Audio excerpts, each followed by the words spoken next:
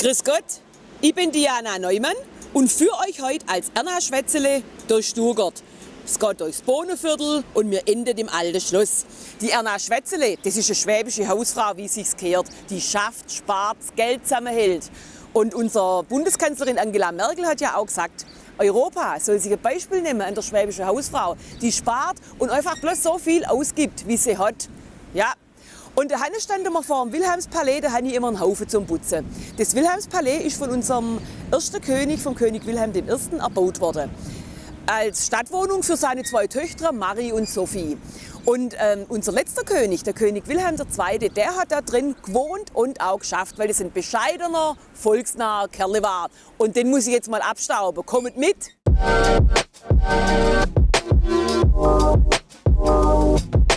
Da bin ich froh, dass ich im Erwin seine Unterhose dabei habe. Da kann ich den König gut abstauben.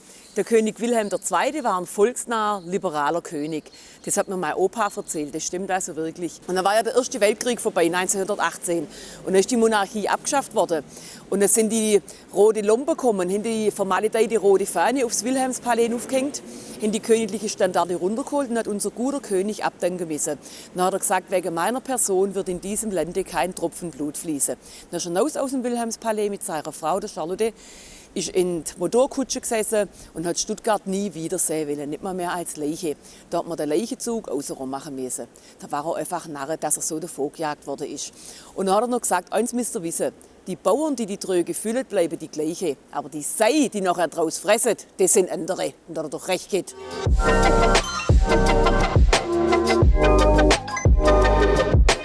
Der Hanne hat unser guter König schon manchmal eine heiße Schützenwurst holen lassen, weil der gute König hat für seinen Kutscher Ringwald gesorgt. Der hat 7 Kinder, hat wenig Geld. Und dann hat der König dem einen Kredit gegeben und dann hat der Kutscher Bierschenke eingerichtet und hat eine Haferkiste vor sein Bierschenke gestellt. Und das sind alle seine Kutscherkollegen bei ihm eingekehrt und hat er ein gutes Einkommen gehabt. Die Kiste ist also die älteste Wirtschaft in Stuttgart. Und später noch ist die Kiste der Stammtisch von allen möglichen Großkopfern geworden. Vom Intendant vom Theater, einer vom Rundfunk, alle möglichen Schreiberling, nichts reingezahlt.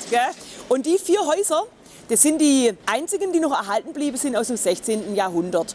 Das Haus neben der Kiste, das ist das Schriftstellerhaus. Und das hat der Thaddäus Troll mitgegründet. Der Thaddäus Troll ist ein Cannstatter gewesen, geboren als Hans Bayer. Und er hat sich den Künstlernamen deswegen ausgesucht, weil er im Bücherregal links neben dem Tucholsky stehen wollte.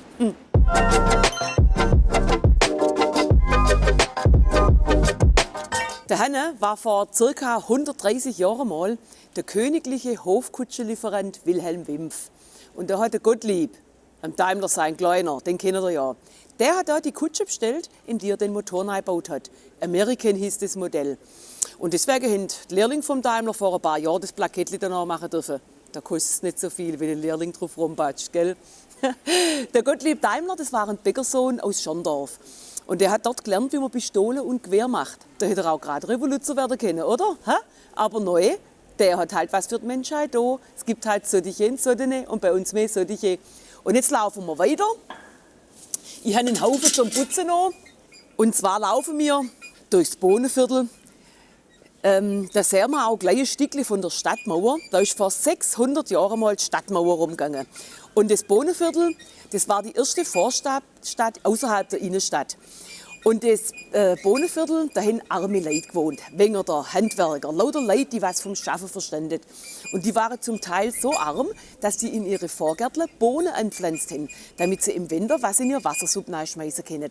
Und deswegen heißt das Gebiet Bohnenviertel. In den 1970er Jahren ist das arg runtergekommen gewesen. Da wollten wir die Häuser eigentlich abreißen. Aber Gott sei Dank hat man sie saniert und an der Hauptstraße, an der Olgastraße und an der Charlottestraße hat man neue Häuser gebaut und die dienen jetzt quasi als Lärmschutz. Jetzt kann man hier ziemlich ruhig wohnen, mitten in der Stadt. Und das rosa Häusle da hinten, das ist das älteste Häusle vom Bohnenviertel.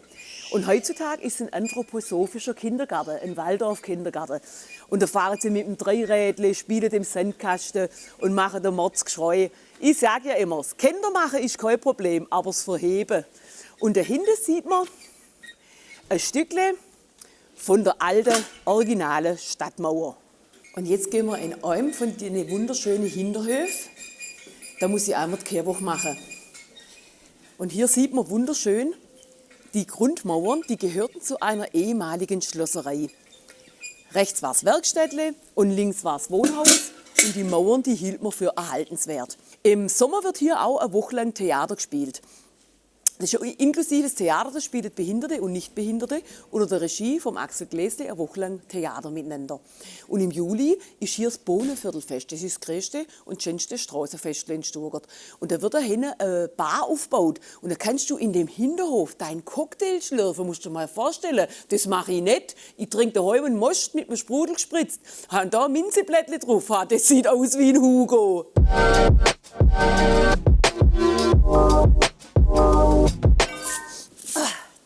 Da standen wir jetzt am Schellenturm. Und der Schellenturm ist von den Schellenwerken gebaut worden. Das waren die Lumpen, die haben, im Gefängnis sind sie eingesessen, die haben nicht so arg viel angestellt. Und deswegen hat man die tagsüber rausgeschickt zum Arbeiten im Straßenbau, im Stadtmauerbau. Und dann hat man Schellen an die Füße nachgeschmiedet, dass sie nicht abhauen hin können.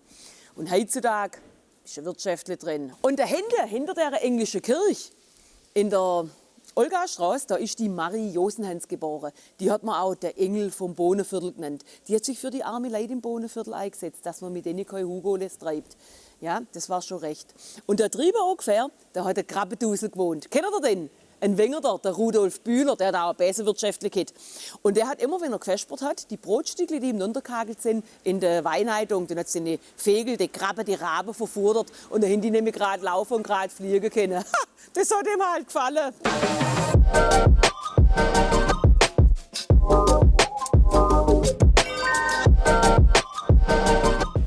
Da standen wir vor dem Rathaus. Da habe ich immer am meisten zum Do. Weil im Rathaus drin wird alles unter den Teppich gefegt. Lauter Obergescheidle wird bloß nicht diskutiert. Früher, als unser allerbester Oberbürgermeister Rommel, ein Wüstenfuchs, ein Kleiner, den kennt ihr. Wo der noch Oberbürgermeister war, da war es noch eine Sache. Der hat als Oberbürgermeister noch seinen Konfirmandenanzug angehabt, ja? Der hat halt gewusst, was sich gehört. Und der hat auch ein bisschen eine reingeschmeckte Sekretärin gehabt. Und die hat mal zum Rommel gesagt, man müsste sich ja direkt schämen, wenn es auf Empfängen im Rathaus immer bloß trockene Brezel geben tät. Und dann hat er ganz lässig zu der gesagt, lieber eine Viertelstunde geschämt, wie ein bisschen zu viel Geld ausgeben. Da hat er auch recht geht, gell? Und das Rathaus, das ist wie 80% von der Stuttgarter Innenstadt während dem Zweiten Weltkrieg zerstört worden. Und dann hat man das nach dem Krieg neu aufgebaut, in der neuen Sachlichkeit, sagt man zu der Architektur. Und eine Besonderheit ist der Turm, der blieb während im Krieg stehen. Den hat man später etwas gekürzt, neu vertäfelt und oben drin befindet sich ein elektromagnetisches Glockenspiel. Und da kommen 5-mal am Tag berühmte Volkslieder, auch unsere schwäbische Nationalhymne, preisend mit viel schönen Reden. Und eine Besonderheit sind auch noch die Paternoster, die da drin fahren, 2 Stück sind es, glaube ich. Da kannst du ganz umsonst mitfahren, das ist wie auf dem Volksfest. Ist ein bisschen gefährlich, du musst oben aussteigen, sonst kommst du auf den Kopf zurück. Ja, so kann es gegangen. Und vor dem Rathaus ist der Marktplatz. Da ist 3-mal in der Woche Wochenmarkt. Dienstag, Donnerstag und Samstag. Und da sollen nur Sachen verkauft werden, die in der Region wachsen. Alles andere gibt es ja in der Markthalle.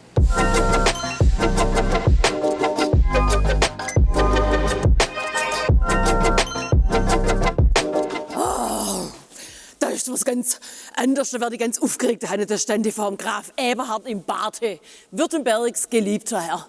Früher hieß es von 10 Fürsten 5 Ulrich und 5 Eberhard und deswegen hat jeder einen Beinamen gekriegt. Er hat sich beim Pilgerzug nach Jerusalem diesen Bart wachsen lassen und hat gesagt, wenn alles gut geht, lasst es ihn standen und deswegen war er der Graf Eberhard im Barte. Er hat die Tübinger Universität gegründet.